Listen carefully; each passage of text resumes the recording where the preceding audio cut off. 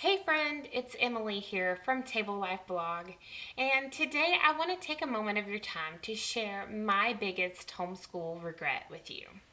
Now, I'm fortunate because I don't really have a lot of regrets, but the one that I do have is a big one, and it stems from a major mistake I made early on. And I'm sharing it with you today in hopes that it will keep you from making the same mistake in your homeschool. So, what I want you to keep in mind here is that I really didn't know any other homeschool families when we got started. And since I didn't have all of these people to talk to and bounce ideas off of, I didn't have homeschoolers, speaking good things into my life and encouraging me.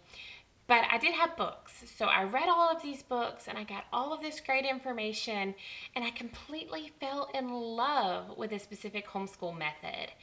I was just so captivated by how natural it was. I was captivated by how gentle and how out of the box it was.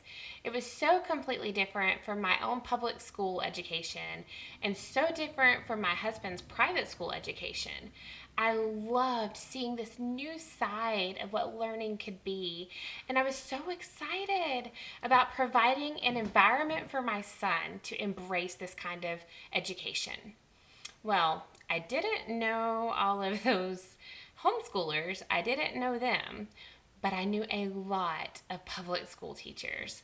And, they were well meaning, I'm sure. I'm sure they just wanted what was best in their minds for our family. Um, they were well meaning, but they weren't supportive of our decision to homeschool. And at that time, I felt like I just had voices in my ears at all times telling me how to do this and how to do that. And oh, you know what? No, if you're going to teach your child this, you've got to do that.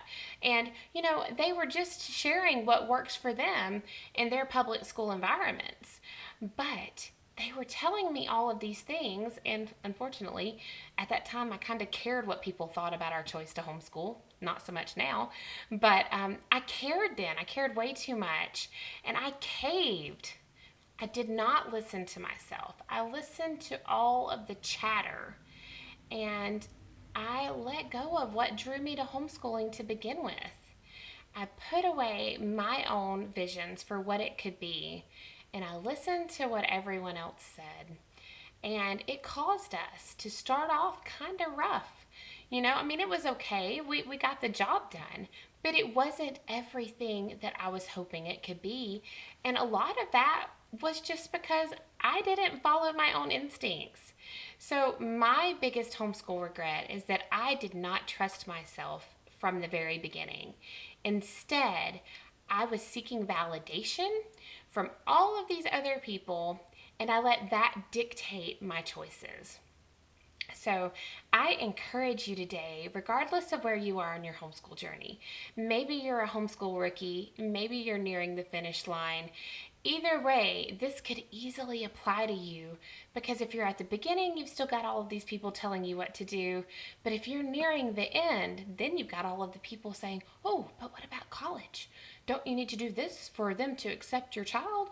You've got all of these people telling you these things. And, sometimes it gets hard to listen to yourself and to follow your heart. So I encourage you today, trust yourself more. You know your kids.